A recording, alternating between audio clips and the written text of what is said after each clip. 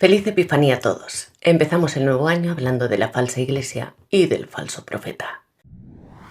Bueno, hay dos propósitos muy importantes para este año. El primero de ellos es permanecer en la fe y el segundo es no dejarnos engañar. Por eso, a propósito del vídeo de hoy. Este primer vídeo del año nos invita a reflexionar lo importante que es el discernimiento siempre, pero especialmente en los tiempos que nos toca vivir.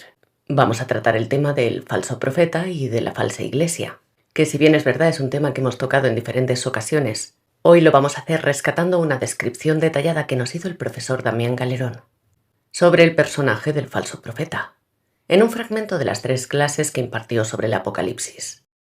Esto es importante por 2 motivos. El primero de ellos es que muchos de los detalles de estos acontecimientos nos indican que esto es lo que está sucediendo en la actualidad, cosa que la mayoría sabéis. Y en segundo lugar, es que en los textos bíblicos se insiste en que muchos serán engañados, en parte por la apariencia de cordero del falso profeta. Así que recapitulando cada detalle podremos tener más claridad sobre lo que puede suceder de ahora en adelante. Bien, antes de empezar, los puntos más destacados a tener en cuenta son: el primero, que esto sucederá poco antes de que regrese Cristo. El segundo, que entrará en la iglesia para destruirla, el misterio de la maldad. Entrará la mentira, la abominación, según nos lo describe San Pablo. El tercer punto, que no debemos olvidar, es que la destrucción de la iglesia sucede al mismo tiempo que la destrucción de la sociedad. En cuarto lugar, la bestia que surge de la tierra es el falso profeta. Hay que tener en cuenta que en la simbología apocalíptica, la tierra simboliza el poder religioso. En quinto lugar, el falso profeta tiene aspecto de cordero, de buena persona, pero en su foro interno no lo es y por ello engañará a muchos. En sexto lugar, que la iglesia es usurpada por un poder que no es de Dios, convirtiéndose en la falsa iglesia. En séptimo lugar, el falso profeta, cuando habla, utiliza un lenguaje religioso pero mezclado, o mejor dicho, disfrazado con la ideología del mundo, para disimuladamente ir modificando la doctrina de la iglesia, adaptándola a la forma de pensar que tiene el mundo. ¿Os suena todo esto? Como dice San Juan, parece un cordero, pero habla como un dragón. En octavo lugar, su programa consiste en cambiar la iglesia y actualizarla conforme a la mentalidad del mundo.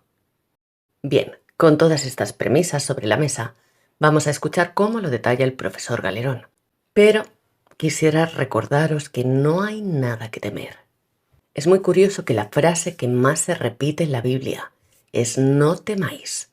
Por ejemplo, en el Antiguo Testamento, cuando en Isaías 41 dice: no temas, porque yo estoy contigo.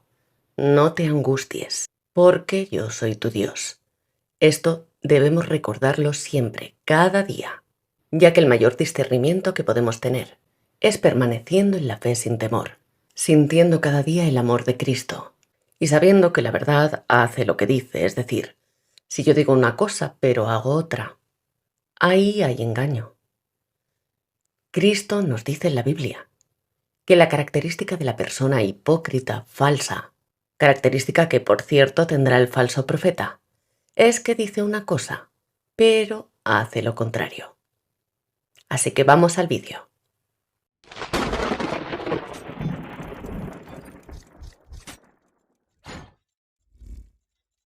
Hemos dicho que el Apocalipsis describe la demolición. Podemos hablar de la infiltración de la Iglesia por parte de sus enemigos, y como consecuencia de esta infiltración, en un proceso de más bien poco tiempo, en un proceso de poco tiempo, se formará una falsa iglesia. Es decir, durante siglos esa iglesia se va a mantener bastante autónoma, bastante independiente, pero llegará un momento en que tendrá una infiltración desde todos los ángulos y se conseguirá formar una falsa iglesia. Esta falsa iglesia tendrá la misma estructura de la iglesia histórica, la de siempre, de manera que la inmensa mayoría de los fieles creerán que esta falsa iglesia sigue siendo la verdadera. Para comprender todo esto, digamos que nos hacemos una pregunta. ¿Cómo podemos saber en qué momento de la historia comenzará este proceso de grandes cambios? De manera que la iglesia histórica se convierta en una falsa iglesia. ¿En qué momento? El primero que nos da una pista de todo esto es San Pablo en su carta a los habitantes de Tesalónica. La epístola se llama, como se conoce como a los tesalonicenses. Estamos en la segunda carta, en el capítulo 2. San Pablo describe brevemente un tiempo futuro de cuándo sucederá esto, pero no nos da ninguna fecha. No nos dice, bueno, será en el siglo tal, en tal año. No da ninguna fecha. Simplemente menciona que será poco antes de que regrese de nuevo Cristo. Pues bien, para entender un poco todo esto, Pablo escribió sus cartas en griego koiné, que es el griego clásico. Y en esa carta a los tesalonicenses describe muy brevemente a alguien. Ese alguien se trata de una persona y a quien lo define como el catejón, porque, repito, que sus cartas están escritas en griego y por lo tanto utiliza palabras en griego. Y han pasado al original como catejón. La palabra catejón quiere decir literalmente obstáculo, algo que impide pasar. Entonces la palabra original quiere decir que, dice San Pablo, mientras este catejón, es decir, mientras este obstáculo, o dicho en lenguaje coloquial, mientras que esa persona, que San Pablo le llama catejón porque es obstáculo, mientras que esa persona, ¿quién? Esa persona se refiere a una persona de muy alto rango en el ámbito religioso. Mientras que ese catejón esté en su lugar, esté en su puesto, no podrá entrar el misterio de iniquidad. Entonces aquí estamos hablando que si San Pablo menciona el misterio de iniquidad, significa que ese obstáculo, esa persona que impide, tiene que ser una persona del máximo rango en el ámbito religioso. Entonces, al mencionar San Pablo a este misterio de iniquidad, está describiendo esta situación. Esta persona impide entrar el misterio de maldad, pero dice que será retirado en un momento dado. ¿Cuándo? En un momento dado. Será retirado, será apartado del lugar que ocupa. No dice que será asesinado, sino solamente que será retirado. La palabra, al utilizar el verbo ser, será retirado, que es una definición de futuro, ¿cuándo? Será, ¿cuándo? Más adelante. Implica una fuerza externa porque alguien lo retira por la fuerza. Será retirado, alguien lo va a quitar de ahí. Y entonces, al quitarle de ahí, alguien tiene que ocupar su puesto, porque ese cargo es importante y no puede quedar vacante. Entonces sigue diciendo San Pablo que una vez que sea retirado este catejón, esta persona, entrará en la iglesia el misterio de la maldad, entrará la mentira, la abominación. San Pablo no nos da más datos. Como no nos da más datos, no nos da ninguna pista, entonces ante la falta de datos nos vamos al libro del Apocalipsis, donde sí encontramos detalles, pero muy precisos, de cómo se llevará a cabo este asalto a la iglesia para destruirla. Entonces, esos datos que San Pablo no aporta, lo encontramos en el capítulo 13 del libro del Apocalipsis. En ese capítulo, San Juan describe a dos personajes claves en este proceso de demolición de la iglesia. En fin, vuelvo a recordar, ¿no?, que la destrucción de la iglesia va a ser al mismo tiempo que la descomposición de la sociedad, pero a eso ya he dicho que lo dedicaremos a otro tema. Por lo tanto, los datos que nos aporta San Juan son muy interesantes. Nos dice, de repente, porque Juan lo describe y entra de repente, no hace ninguna presentación. Dice que de repente ve surgir en el escenario mundial a dos bestias. La palabra escenario mundial lo añado yo, no lo dice él. Ve surgir a dos bestias. San Juan utiliza la palabra bestia, pero en realidad se trata de personas, de dos personas. Solo que nos dice que él los define como una bestia.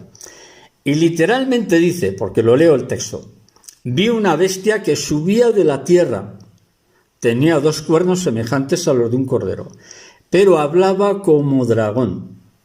Vamos al análisis de esto. Esta bestia que surge de la tierra se trata del falso profeta. A ver, repito de nuevo porque es importante memorizarlo. Esta bestia que surge de la tierra es un falso profeta, es el falso profeta. Entonces aquí surge una pregunta. Bien, de acuerdo, pero ¿de dónde procede este falso profeta? ¿De dónde surge? ¿Quién es? Juan no nos dice de qué país o de qué continente procede esta persona. Solo sabemos la advertencia que nos da San Pablo, que nos dice que el verdadero catejón, es decir, la verdadera autoridad, será sustituido por otro. Aquí el libro del Apocalipsis nos dice que quien sustituye al catejón es una bestia, que es el falso profeta. Y este falso profeta sí dejará entrar en la iglesia el misterio de iniquidad. A ver, esto es sumamente importante, es muy interesante. Por eso, repito, la pista que no nos la da San Pablo en su carta a los tesalonicenses, San Juan nos da la clave en este capítulo 13. Entonces, este catejón, esta autoridad de la iglesia, será retirada a la fuerza. Alguien lo quitará. Por las buenas o por las malas, pero lo quitará. Y a cambio se pondrá otro, que San Juan le define como la segunda bestia. Bien, regresemos de nuevo al texto de San Juan, en el libro del Apocalipsis. Nos dice que este falso profeta surge de la tierra. A ver, esto es importante, porque es que hay gente que es muy cansina, ¿no? El anticristo viene de la iglesia. Que no, por favor, que no, ya basta ya. Es que la gente aburre ya, tiene una idea y te la quieren imponer. No, aquí el Apocalipsis es clarísimo. Este falso profeta surge de la tierra. Entonces, memoricemos lo que quiere decir. En la simbología apocalíptica, a ver, repito, en la simbología del Apocalipsis, la tierra representa el poder religioso. La tierra simboliza al poder religioso. ¿Qué quiere decir esto? Pues que el máximo poder religioso del mundo está en la iglesia. No es el mundo musulmán, ni son los luteranos, ni los menonitas, ni los presbiterianos. El máximo poder religioso del mundo está en el Vaticano, está en la iglesia. Entonces, esto quiere decir literalmente que este falso profeta surge del interior de la iglesia católica.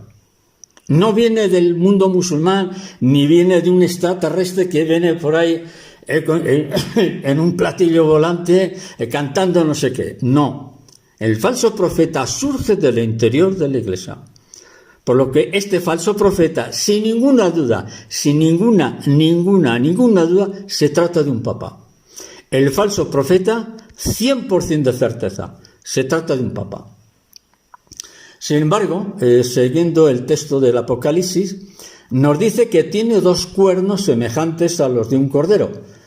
Hombre, esta expresión es un poco sorprendente, ¿no? Porque ¿cómo es posible que el falso profeta tenga aspecto de cordero si tenemos en cuenta que un cordero, yo creo que todos hemos visto ovejas y corderos, un cordero es el animal más indefenso que es inofensivo?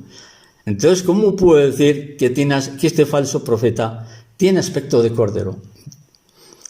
Entonces, este falso profeta es una persona normal y corriente. Repito, este falso profeta es una persona normal y corriente, solo que tiene un puesto de gran responsabilidad, es decir, es un líder religioso. Mientras que la primera bestia, que es el anticristo, el falso Mesías, también es una persona, pero con la diferencia de que está poseído por un principado satánico. Entonces aquí conviene recordar que Cristo dice de Satanás, porque en la tentación que lo escribe sobre todo el Evangelio de Mateo, cuando describe en pocas líneas las tentaciones de Cristo en el desierto, ¿no? Entonces Cristo dice de Satanás que Satanás es el príncipe de este mundo. Por lo tanto, teniendo en cuenta esta afirmación de Cristo, este anticristo será una encarnación del mismísimo Lucifer en persona. Pero de esto ya hablaremos en la siguiente clase, que lo dedicaremos al Dajjal, como dicen los islámicos, Al anticristo lo llamamos en el cristianismo, y en el mundo del judaísmo lo llaman el Mesías, su Mesías, el de ellos. Bien, regresemos de nuevo al capítulo 13 del Apocalipsis. Dice de este falso profeta que tiene cuernos como los de un cordero. Claro, yo aquí me entran dudas, ¿no? Yo tengo dudas de si puede referirse estos cuernos al vestuario litúrgico de los papas. Recordaréis que cuando un papa se pone en la ceremonia, en la misa, lo que sea, se pone en la cabeza la mitra, que es el símbolo de la autoridad papal y episcopal, la cual recordaremos todo que acaba como en dos puntas parecidos a dos cuernos pequeños. ¿Puede referirse a eso? Sí, puede referirse, pero tengo mis dudas. Bien, aquí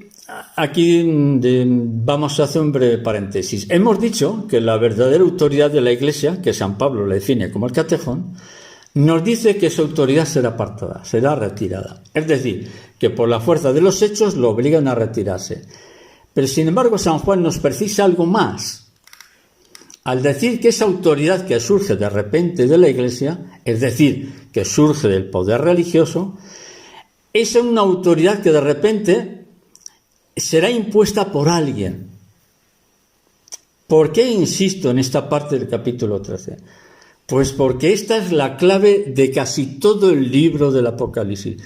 Hombre, el libro del Apocalipsis tiene capítulos muy interesantes, que habla pues de la gran prostituta que es la iglesia que se corrompe, los 3 primeros capítulos, que habla de las iglesias.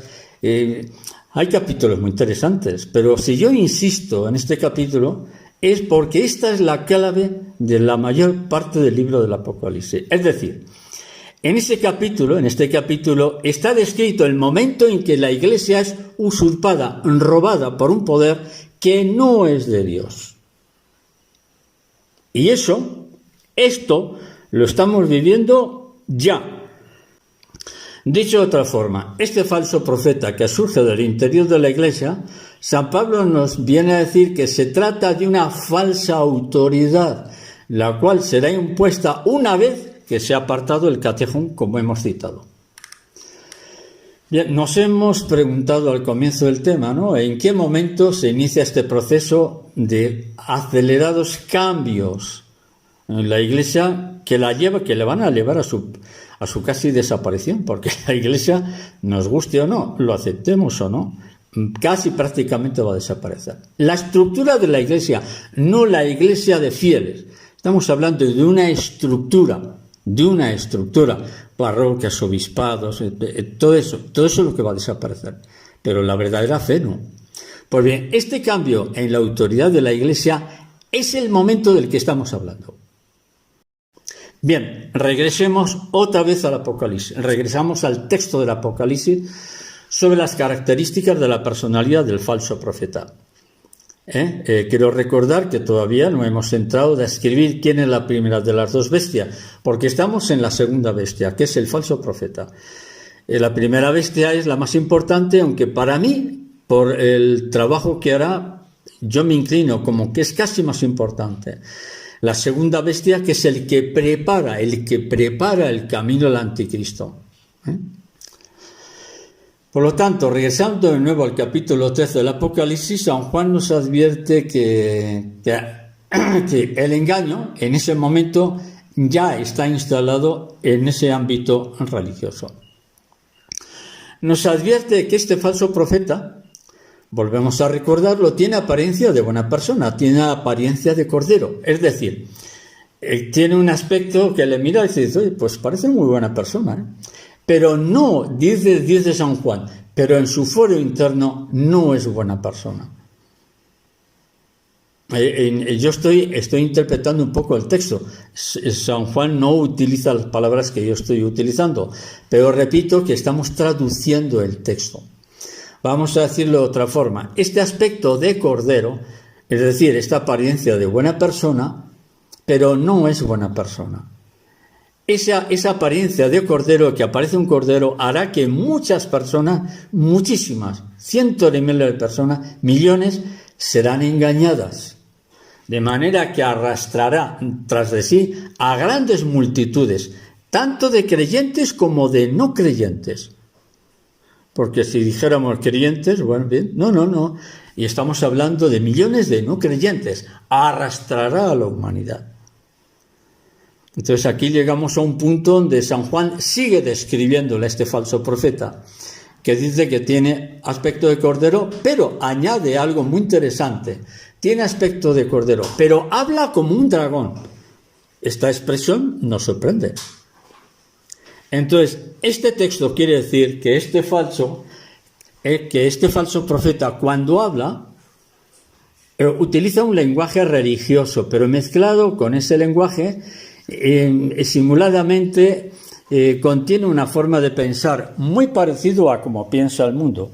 Es decir, habla como un dragón, quiere decir, es una persona religiosa, pero cuando habla, no habla realmente del mundo espiritual, de una vida interior, de una vida espiritual, sino que bajo una forma disimulada y bajo un lenguaje encubierto, irá modificando la doctrina de la Iglesia, adaptándolo a la forma de pensar que tiene el mundo.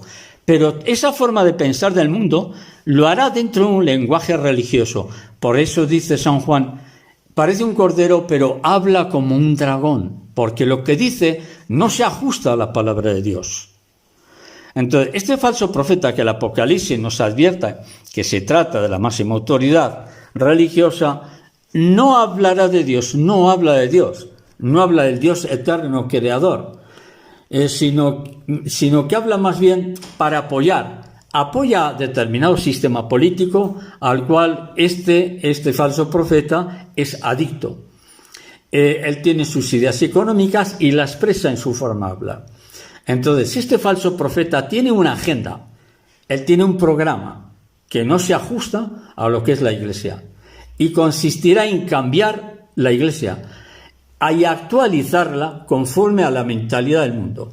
Si el mundo apoya la ideología de género, pues este falso profeta lo que hará será, de una manera disimulada, apoyar al mundo gay, apoyar a la ideología de género y todo lo que estamos viviendo ahora. Entonces, siguiendo el texto del Apocalipsis, nos dice, vi salir, seguimos leyendo el texto, ¿no? Vi salir de la boca del falso profeta y del dragón y de la bestia 3 espíritus inmundos a manera de rana. La rana simboliza lo demoníaco, lo que nos quiere decir que este falso profeta, a través de documentos, cuando habla